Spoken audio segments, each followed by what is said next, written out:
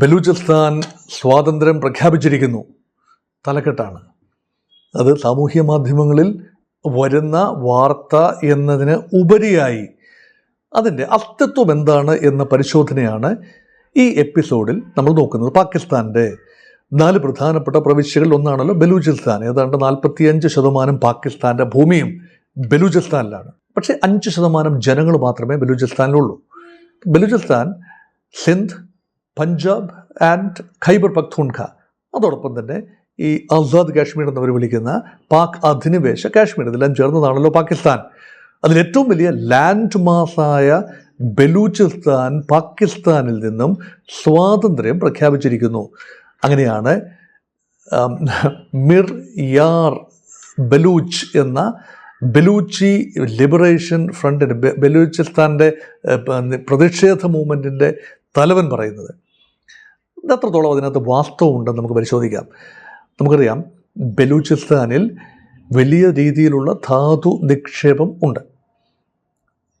അപൂർവ മൂലകങ്ങൾ പലതും ബലൂചിസ്ഥാനിലുണ്ട്. അതുമാത്രമല്ല, ഏതാണ്ട് 1200 പരം കൽക്കരി പാടങ്ങളുണ്ട്. ഏതാണ്ട് 150 പരം വാതക പാടങ്ങളുമുണ്ട്. പ്രകൃതിവാതക LNG പാടങ്ങളാണ്. അപ്പം ഇതെല്ലാം ബലൂചിസ്ഥാൻ്റെ സമ്പദ് വ്യവസ്ഥയെ സാധാരണ വളരെ റിച്ചായി നിർത്തേണ്ടതാണ്. പക്ഷേ യഥാർത്ഥത്തിൽ ഈ മൂലകങ്ങളാവട്ടെ, പ്രകൃതിവാതകമാകട്ടെ, കൽക്കരിയാകട്ടെ, ബലൂചിസ്ഥാനിൽ നിന്നും ഖനനം ചെയ്തുകൊണ്ട് പാകിസ്ഥാൻ്റെ ഇൻഡസ്ട്രിയൽ പ്രദേശങ്ങളായ പഞ്ചാബിലേക്ക്, agricultural and industrial capital of Pakistan is undoubtedly Punjab, Pakistan Punjab.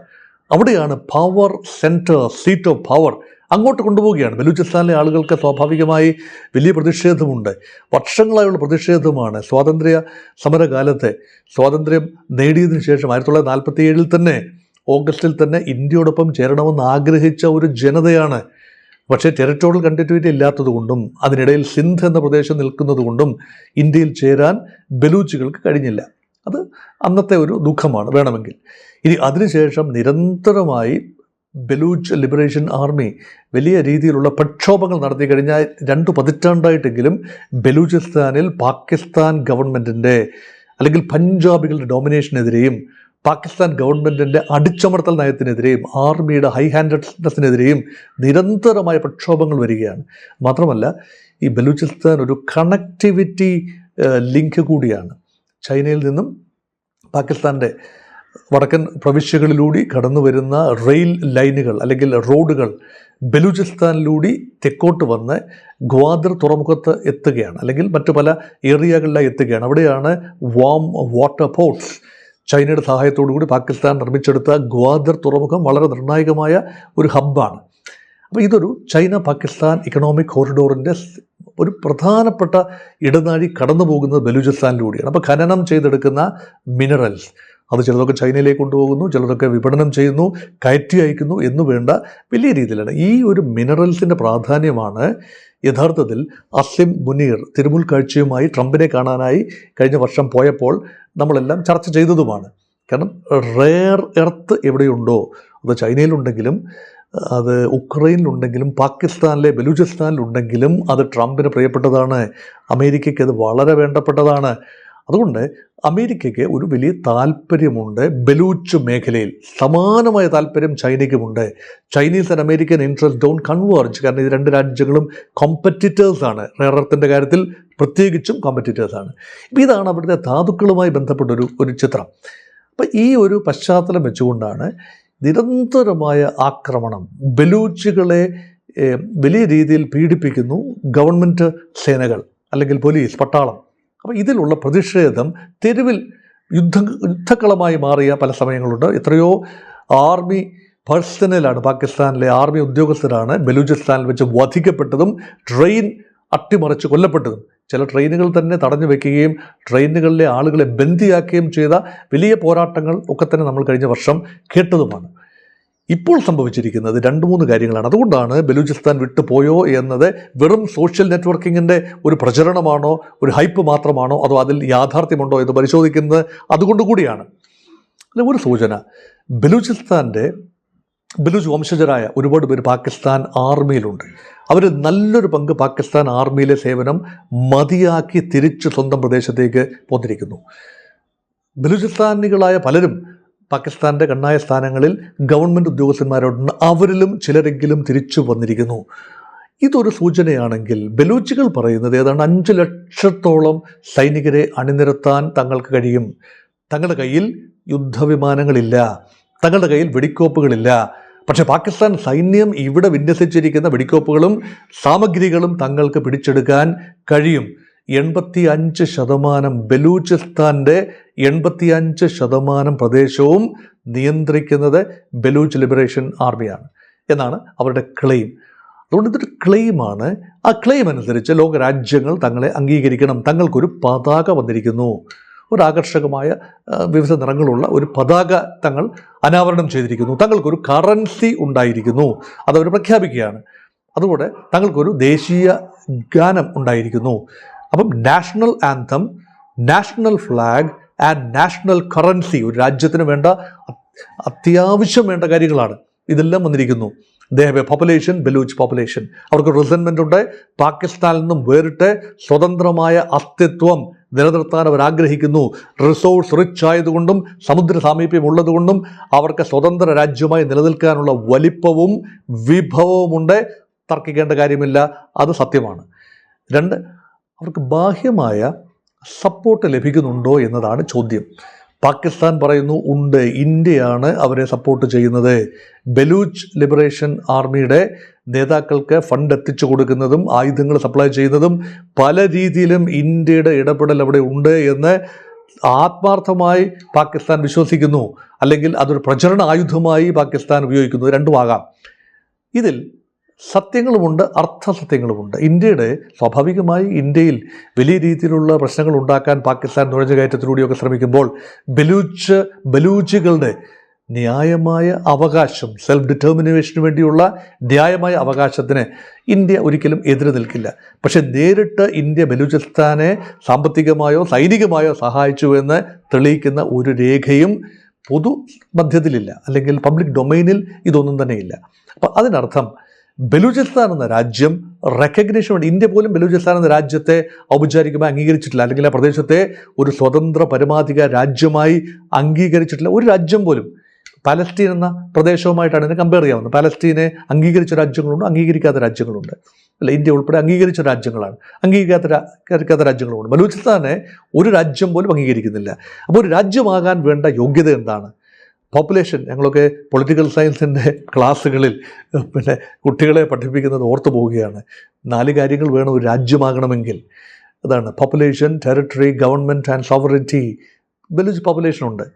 ബലൂചിസ്ഥാൻ്റെ വലിയ ടെറിട്ടറി ഉണ്ട്. പാകിസ്ഥാൻ്റെ ഭൂമിയുടെ 45% വലിയ ടെറിട്ടറിയാണ്. ഗവൺമെൻറ് ഉണ്ട്. ബലൂചിസ്ഥാനിൽ പ്രാദേശിക ഭരണകൂടമുണ്ട്, അല്ലെങ്കിൽ പുതിയതായി സ്വതന്ത്ര ഭരണകൂടം ഉണ്ടാക്കാൻ അവർക്ക് സാധിക്കും. പക്ഷേ 4ാമത്തെ കാര്യം, പരമാധികാരം പാകിസ്ഥാൻ്റെ നിയന്ത്രണത്തിൽ നിന്നും പൂർണ്ണ മോചനം പ്രാപിച്ചിട്ടുണ്ടോ, ഉണ്ട് എന്ന് ക്ലെയിം ചെയ്തതുകൊണ്ടോ, ഞങ്ങൾ പതാക ഫ്ലോട്ട് ചെയ്തു എന്ന് പറയുന്നത് കൊണ്ടോ പൂർണ്ണമായി ബലൂചിസ്ഥാൻ സ്വതന്ത്രമാകുന്നുണ്ടോ? ഇല്ല എന്നാണ് ഉത്തരം. 4ാമത് ഒരു കാര്യം കൂടെ അതോടൊപ്പം ചേർത്ത് വായിക്കണം. ആ ഗവൺമെൻറ് സോവറൻ ആണെങ്കിൽ മറ്റ് രാജ്യങ്ങൾ ഈ ഗവൺമെൻറ്റിനെ ഔപചാരികമായി അംഗീകരിക്കണം, ഈ രാജ്യത്തെ അംഗീകരിക്കണം. നിലവിൽ ഒരു രാജ്യവും ബലൂചിസ്ഥാൻ എന്ന പ്രദേശത്തെ ഒരു സ്വതന്ത്ര പരമാധികാര രാജ്യമായി അംഗീകരിച്ചിട്ടില്ല. അതുകൊണ്ട് ആ അർത്ഥത്തിൽ ഒരു രാജ്യമല്ല, ഒരു അർദ്ധ രാജ്യമാണ്. പക്ഷേ പാകിസ്ഥാനെ സംബന്ധിച്ചിടത്തോളം സർട്ടൻലി അവരുടെ നാഷണൽ ഇൻറ്റഗ്രേഷനിലെ ഏറ്റവും കറുത്ത പാടായി ബലൂചിസ്ഥാൻ അവശേഷിക്കുന്നു. അതോടൊപ്പം സിന്ധിൽ പ്രശ്നങ്ങളുണ്ട്. അത് ഞാനിപ്പോൾ വിശദീകരിക്കുന്നില്ല, വേറൊരു എപ്പിസോഡിൽ അത് പറഞ്ഞുകൊള്ളാം. അതുപോലെ നോർത്ത് വെസ്റ്റ് ഫ്രോണ്ടിയർ പ്രോവിൻസ് ഏതാണ്ട് കൈവിട്ടുപോയ മട്ടാണ്. പാകിസ്ഥാൻ താലിബാൻ, തെഹ്രിക്കെ താലിബാൻ പാകിസ്ഥാൻ എന്ന സംഘടന വളരെ സജീവമാണ്. അഫ്ഗാൻ താലിബാനുമായി ചേർന്ന് പ്രവർത്തിക്കുന്നു. അഫ്ഗാനിസ്ഥാനുമായി ഇപ്പോൾ 2ാമത്തെ താലിബാൻ ഗവൺമെൻറ്റുമായി ഇന്ത്യ നല്ല ബന്ധത്തിലാണ്. അപ്പോൾ പാക് താലിബാൻ പാകിസ്ഥാൻ സൈന്യത്തിന് നേരെ നിരന്തരം ആക്രമണം നടത്തുന്നു.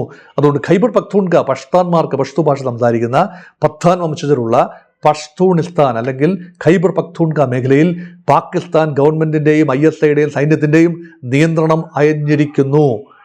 അതോടൊപ്പം ഭീതിതമായ ഒരു അവസ്ഥാവിശേഷം കൂടി പാകിസ്ഥാൻ ഇപ്പോൾ ഫേസ് ചെയ്യുന്നു. അത് പാകിസ്ഥാൻ ആസാദ് കാശ്മീർ എന്ന് വിളിക്കുന്ന ജിൽജിത്ത് ബാൾട്ടിസ്ഥാൻ പ്രദേശത്താണ്. അവിടെ ജനങ്ങൾ തെരുവിൽ ഇറങ്ങിയിരിക്കുകയാണ്. JAAC, joint Awami action committee എന്ന എല്ലാ സംഘടനകളും ചേർന്ന ഒരു അംബ്രല്ല ഓർഗനൈസേഷൻ പാകിസ്ഥാൻ സർക്കാരിനെതിരെ, പാകിസ്ഥാൻ സർക്കാരിൻ്റെ വിവേചനപരമായ, ബലൂചിസ്ഥാനോടുള്ളതുപോലെ വിവേചനപരമായ ഒരു നയമാണ് കാശ്മീരിനോട്, പാക് അധിനിവേശ കാശ്മീരിനോടും ഉള്ളത്. അവർ പറയുന്നത് ഞങ്ങളാണ് വെള്ളം ഉത്പാദിപ്പിക്കുന്നത്, അല്ലെങ്കിൽ വെള്ളത്തിൻ്റെ കലവറയാണ് ഞങ്ങൾ. സിന്ധു നദീജല കരാറൊക്കെ വലിയ തർക്ക വിഷയമല്ല, 1960 കരാറൊക്കെ തർക്ക വിഷയമല്ല. അതിലേക്ക് കടന്നു വരുന്ന നദികളുണ്ട്. അപ്പോൾ ആ നദികളുടെ ജലം വൈദ്യുതി ഉത്പാദിപ്പിക്കുന്നു പാകിസ്ഥാൻ. വൈദ്യുതി ഉത്പാദിപ്പിക്കുമ്പോൾ തങ്ങൾക്ക് സബ്സിഡി നിരക്കിൽ വൈദ്യുതി ആവശ്യമുണ്ട്. എന്നും പവർ കട്ടാണ്, അല്ലെങ്കിൽ വൈദ്യുതിക്ക് തീ പിടിച്ച വിലയാണ്. ഭക്ഷ്യധാന്യങ്ങൾ ആവശ്യത്തിന് കിട്ടുന്നില്ല. ഗവൺമെൻറ് ശ്രദ്ധ പാക് അധിനിവേശ കാശ്മീരിലേക്ക് പതിയുന്നില്ല. അതോടൊപ്പം തന്നെ അവിടുത്തെ അസംബ്ലിയിൽ 12 പേരെ ഇന്ത്യൻ കാശ്മീരിൻ്റെ പ്രതിനിധികൾ എന്ന രീതിയിൽ പാകിസ്ഥാൻ ഗവൺമെൻറ് ഏകപക്ഷീയമായി 12 പേരെ മറ്റ് പ്രദേശങ്ങളിൽ നിന്നും നോമിനേറ്റ് ചെയ്ത് അതിൻ്റെ ഘടന പോലും മാറ്റിമറിക്കുന്നു. അതിനെതിരെ ശക്തമായ പ്രതിഷേധവും പ്രക്ഷോഭവുമാണ് കാശ്മീരിൽ അരങ്ങേറുന്നത്. ചുരുക്കത്തിൽ പാകിസ്ഥാൻ എന്ന് പറഞ്ഞാൽ പഞ്ചാബ് മാത്രമായി മാറുന്നു. കൃഷിയുടെ തലസ്ഥാനം അവിടെയാണ്. സൈന്യത്തിൻ്റെ കണ്ണായ നേതൃത്വം കടന്നു വരുന്ന അവിടെ നിന്നാണ്. രാഷ്ട്രീയ നേതൃത്വം പാകിസ്ഥാൻ മുസ്ലിം ലീഗ്, അതിൻ്റെ ആസ്ഥാനവും ലാഹോറും റാവൽപിണ്ടിയും ഒക്കെ അടങ്ങുന്ന, ഇസ്ലാമാബാദ് ഒക്കെ അടങ്ങുന്ന ആ പ്രദേശമാണ് പഞ്ചാബാണ്. അപ്പോൾ സിന്ധികൾ പറയുന്നു തങ്ങൾക്ക് വെള്ളം ലഭിക്കുന്നില്ല, പഞ്ചാബികൾ അതെല്ലാം കൊണ്ടുപോകുന്നു. ബലൂച്ചികൾ പറയുന്നു ഞങ്ങൾക്ക് വിഭവങ്ങൾ ഉണ്ട്, പക്ഷേ ആ വിഭവങ്ങൾ വിറ്റ് നിങ്ങളാണ് ആ വിഭവം വിറ്റ് അതിനെ സൈന്യത്തിന് വേണ്ടി ഉപയോഗിക്കുന്നു. അതേ സൈന്യം തങ്ങളെ അടിച്ചമർത്താൻ നോക്കുന്നു. ഇത് അധികകാലം നിൽക്കില്ല എന്ന് ബലൂച്ചികൾ പറയുന്നത് മാത്രമല്ല, പഞ്ചാബിലെ പാടങ്ങളിൽ വൈദ്യുതി എത്തുന്നതും പഞ്ചാബിലെ വ്യവസായശാലകളിൽ ഉൽപ്പാദനം നടക്കുന്നതും ഇവിടെ നിന്ന് പോകുന്ന ഗ്യാസ് അല്ലെങ്കിൽ നാച്ചുറൽ ഗ്യാസ് CNG അല്ലെങ്കിൽ കൽക്കരി ഉപയോഗിച്ചാണ്. ഇനി ആ കൽക്കരി അങ്ങോട്ട് പോവില്ല എന്നാണ് ബലൂച്ച് പ്രക്ഷോഭകാരികൾ പറയുന്നത്. അങ്ങനെ ബലൂചിസ്ഥാനിൽ നിന്നും കൽക്കരിയും മിനറൽസും അതേപോലെ LNGയും പാക് പഞ്ചാബിലേക്ക് വടക്കോട്ട് എത്തിയില്ല എങ്കിൽ പാകിസ്ഥാൻ പട്ടിണി കിടക്കും. അതുപോലെ കാശ്മീരിൽ നിന്നും ജലവും പഞ്ചാബിലേക്ക് എത്തിയില്ല എങ്കിൽ വീണ്ടും കാർഷികാവസ്ഥ അവതാളത്തിലാകും. അതുകൊണ്ട് പാകിസ്ഥാൻ ഇപ്പോൾ ആള് കളിച്ച് നടക്കുകയാണ്. നെഗോസിയേഷനൊക്കെ ആയിട്ട് ഇസ്ലാമാബാദിൽ വെച്ച് ടോക്ക് നടക്കുന്നു. അമേരിക്കയും ഇറാനും തമ്മിലുള്ള പ്രശ്നം പരിഹരിക്കാൻ തങ്ങൾക്കേ കഴിയൂ എന്ന് ക്ലെയിം ചെയ്യുന്നു. വലിയ തിളക്കത്തിൽ നയതന്ത്ര തിളക്കത്തിൽ നിൽക്കുകയാണ്. പക്ഷേ സ്വന്തം ഭവനത്തിൽ, സ്വന്തം പശ്ചാത്തലത്തിൽ ആവോളം പ്രശ്നങ്ങളുള്ളത് മൂടി വെച്ചിട്ടാണ് പാകിസ്ഥാൻ ഈ നയതന്ത്ര ചർച്ചകളിലൊക്കെ പങ്കെടുക്കുന്നത്. അതുകൊണ്ട് പാകിസ്ഥാൻ നാളുകളിൽ എന്തായിരിക്കും? എപ്പോഴെല്ലാം പാകിസ്ഥാൻ ആഭ്യന്തരമായി കലഹിച്ചിട്ടുണ്ടോ അപ്പോഴെല്ലാം പാകിസ്ഥാൻ ശ്രദ്ധ തിരിച്ചുവിടാനായി ഇന്ത്യ വിരുദ്ധത ഒരു റെട്ടറിക്കായി പ്രയോഗിച്ചിട്ടുണ്ട്. ചിലപ്പോഴെങ്കിലും യുദ്ധത്തിൽ ഏർപ്പെട്ടിട്ടുണ്ട്. മറ്റൊരു ഇന്ത്യ പാകിസ്ഥാൻ യുദ്ധത്തിൻ്റെ നിഴലിലാണോ ഇതെല്ലാം? ഒരു ഫെയിൽഡ് സ്റ്റേറ്റ് എന്നതിൻ്റെ ഉത്തമ ഉദാഹരണമായി പാകിസ്ഥാൻ മാറിക്കൊണ്ടിരിക്കുന്നു. പരാജിത രാഷ്ട്രം. പരാജയം മറച്ചുവെക്കാൻ കഴിയുന്നത് അയൽക്കാരൻ്റെ മേൽ മെക്കിട്ട് കയറുക എന്നതാണ്. പഹൽഗാം മാതിരിയുള്ള ആക്രമണങ്ങൾ സംഭവിക്കാതെ ഇരിക്കട്ടെ, പാകിസ്ഥാൻ അതിസാഹസത്തിനൊന്നും മുതിരാതിരിക്കട്ടെ. കാരണം ഓപ്പറേഷൻ സിന്ദൂർ നിർത്തിവെച്ചിട്ടേ ഉള്ളൂ, അത് അവസാനിപ്പിച്ചിട്ടില്ല. അത് ഏത് സമയവും പുനരാരംഭിക്കാവുന്നതാണ്. അതുകൊണ്ട് പാകിസ്ഥാൻ എന്ന രാജ്യം സെക്യൂറായി, സുരക്ഷിതമായി, സ്റ്റേബിളായി നിൽക്കേണ്ടത് ഇന്ത്യയുടെ കൂടി ആവശ്യമാണ്. ബലൂചിസ്ഥാൻ എന്ന രാജ്യം സ്വതന്ത്ര പരമാധികാര രാജ്യമായി നാളുകളിൽ ഒരുപക്ഷെ മാറിയേക്കാം. അതിനുള്ള പേറ്റുനോവാണ് ഇപ്പോൾ സംഭവിച്ചുകൊണ്ടിരിക്കുന്നത് എന്നാണ് എൻ്റെ പക്ഷം.